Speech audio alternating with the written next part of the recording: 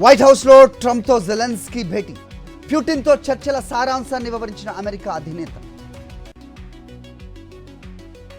Putin, జెలెన్స్కీలతో కలిసి యుద్ధాన్ని సమాప్తం చేస్తాం, త్వరలోనే త్రైపాక్షిక చర్చలు జరుపుతామన్న ట్రంప్.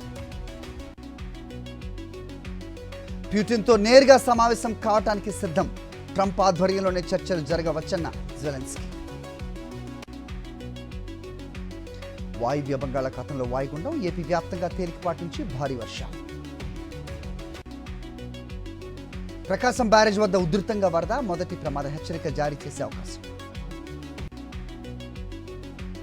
జూరాలకు కొనసాగుతున్న వరద, ప్రాజెక్టు 31 గేట్లు ఓపెన్ చేసి దిగువకు నీరు.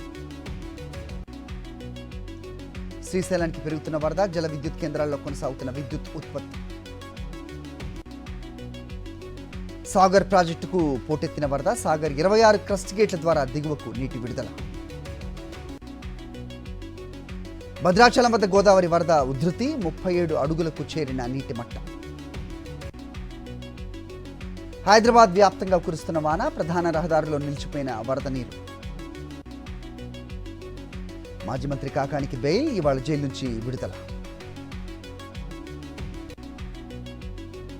అచ్చెన్నాయుడు అసమర్థత వల్లే బ్లాక్ మార్కెట్లోకి ఎరువులు, రైతు సమస్యలపై టెక్కలిలో వైఎస్ఆర్సీపీ నిరసన ర్యాలీ.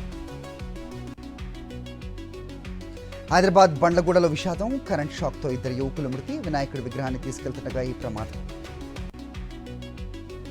16వ రోజుకు చేరిన సినీ కార్మికుల సమ్మె, సాయంత్రం ఫిల్మ్ ఛాంబర్ ప్రతినిధులతో ఫెడరేషన్ నేతల భేటీ.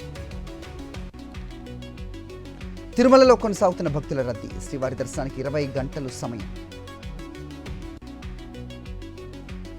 దేశ ఆర్థిక రాజధాని ముంబైని ముంచెత్తిన వర్షాలు, పలు ప్రాంతాలు రహదారులు జల దిగ్బంధం.